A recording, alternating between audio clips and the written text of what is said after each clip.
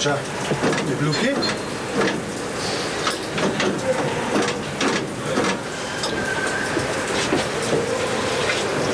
Là, faut débloquer le réducteur.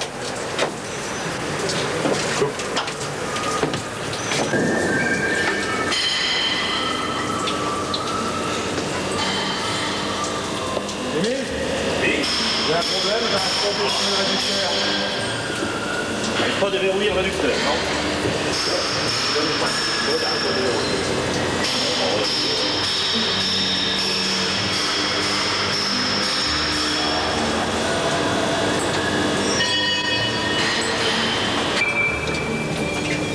Eh ben, vois-tu, le système est verrouillé, bloqué. L'utilisateur précédent l'a bloqué en position verrouillage. On n'a plus qu'à aller chercher un agent d'atelier. Donc ici, tu as trouvé le réducteur en position verrouillée. Donc, à l'aide d'une verre que tu insères dans la chape de la boîte de verrouillage, tu lèves par petits coups. On va essayer de déverrouiller. Voilà. Par contre, si tu le trouves en position déverrouillée, même chose, tu appuies avec la barre par petits coups et tu l'envoies vers le V pour verrouiller. C'est bon.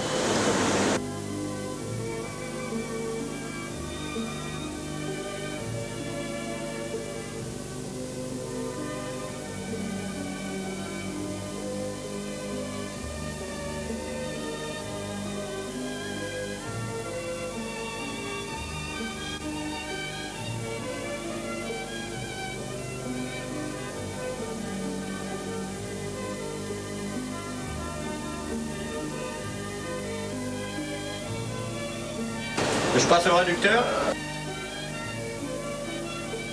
Donc je manœuvre là.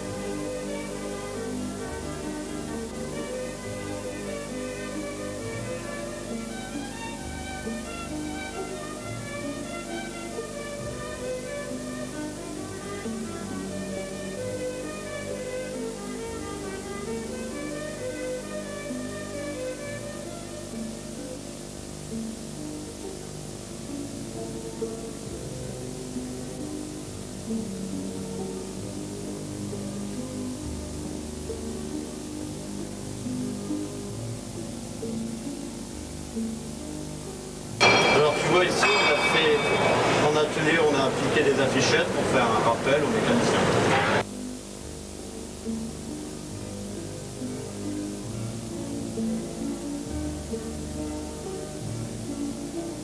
Alors voilà le résultat d'une mauvaise manœuvre qui a été exécutée.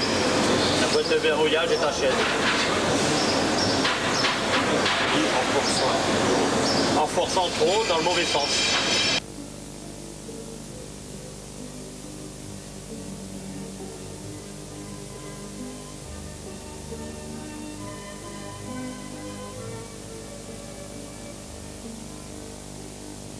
Ouvrons ce réducteur et voyons un peu ce qu'il a dans le ventre.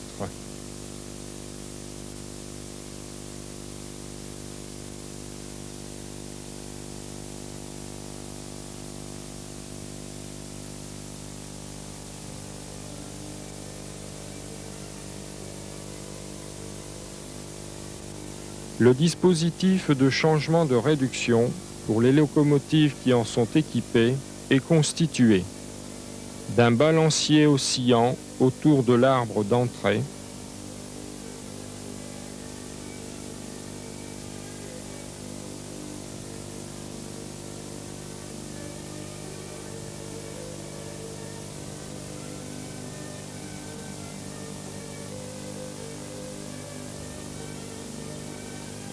d'une roue dentée intermédiaire en jaune sur l'exemple,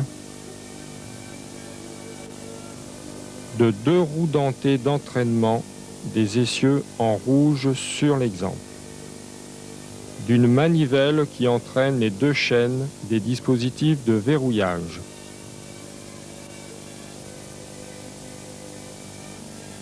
Le moteur de traction transmet son effort au travers d'un accouplement élastique à l'arbre d'entrée du balancier, ici au centre de l'image. Un pignon calé sur cet arbre entraîne deux autres axes. Chacun de ces derniers comporte deux pignons, de dimensions différentes et permettant une démultiplication de l'effort de traction et de la vitesse de rotation. Nous réalisons ainsi deux rapports de réduction. Un seul engrenage de ce balancier, selon le régime de réduction choisi, entraîne la roue dentée intermédiaire.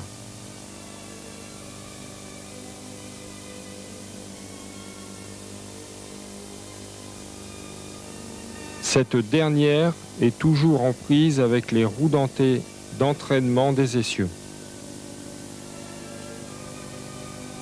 L'effort de traction est ensuite transmis au moyen de deux plateaux calés, eux-mêmes reliés aux essieux par des anneaux dansants.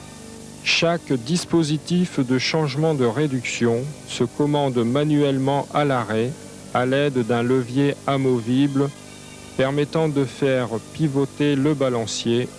Un deuxième levier permet de faire tourner le plateau moteur dans le cas où les dents ne s'engraineraient pas. Un dispositif de verrouillage assure l'immobilisation du balancier pour chaque position. Marchandises, voyageurs, médiane. Un repère extérieur au réducteur nous permet de connaître le rapport de réduction utilisé.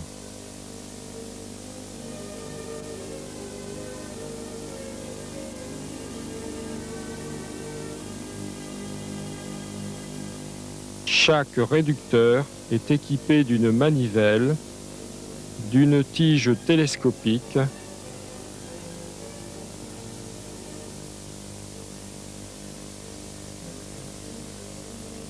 d'une boîte de renvoi d'angle, de deux chaînes de commande et de deux dispositifs de verrouillage. Chaque dispositif de verrouillage est composé d'un pignon denté recevant la chaîne. Ce pignon, solidaire d'une vis sans fin, fait coulisser le verrou à l'intérieur de son fourreau. Une clavette empêche le verrou de tourner sur lui-même à l'intérieur du fourreau. Voici maintenant le verrou à l'intérieur du réducteur, le balancier ayant été retiré pour les besoins du tournage.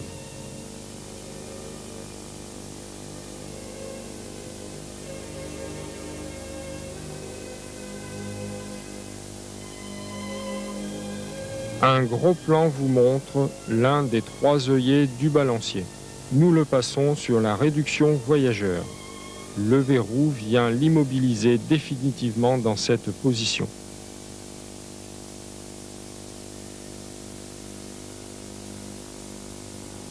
De manière à éviter le blocage du verrou en fin de parcours, lors de la commande de verrouillage ou de déverrouillage, la bonne habitude à prendre est de ne pas tourner la manivelle trop rapidement.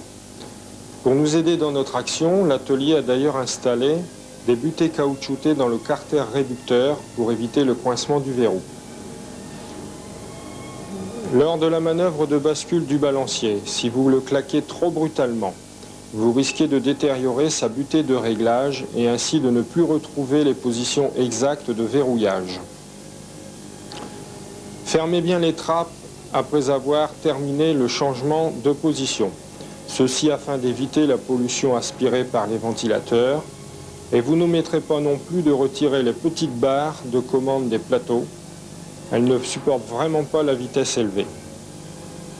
Au cours des marches haut-pied, la position V du dispositif de changement de réduction doit être systématiquement adoptée. En effet, pour une vitesse donnée de l'engin, les moteurs de traction tournent plus vite sur la position M. Quand ils accumulent une énergie d'inertie plus difficile à vaincre lors du freinage. La distance d'arrêt s'en trouve donc augmentée. C'est pour votre propre sécurité que les textes réglementaires vous imposent d'utiliser la position voyageur.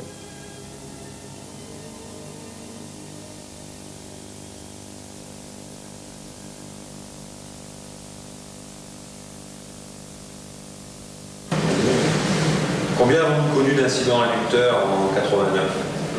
Pour le dépôt de Lens, nous avons connu 19 interventions. Sur le parc, c'est 1500, soit 120 engins. Et quelles sont les causes les plus fréquentes? Les causes les plus fréquentes, ce sont des verrous bloqués sur déverrouillage et surverrouillage, dont dû à une mauvaise manœuvre. Ensuite, nous trouvons des chaînes cassées et des boîtes de verrouillage détériorées, dû à une mauvaise méthode pour débloquer les verrous de l'extérieur. Ensuite, nous trouvons des butées de balancier enfoncées, des dents de pignon avariées, dues au passage de cran sur réducteur déverrouillé. Et ensuite, j'emploie ou l'utilisation d'un réducteur non verrouillé. Et quel est le coût de revient pour un incident réducteur? Le coût de revient pour un incident réducteur à l'extérieur, sur un tableau. Un engin immobilisé une journée vaut 2800 francs. Le prix de revient horaire d'un engin coûte 190 francs. On va prendre l'exemple d'un dépannage extérieur pour verrou bloqué. On a pris un exemple flagrant pour le jour. L'engin a été immobilisé 3 jours. Alors 2800 francs multiplié par 3 égale 8400 francs.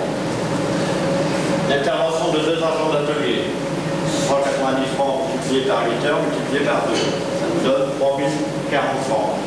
Le total de la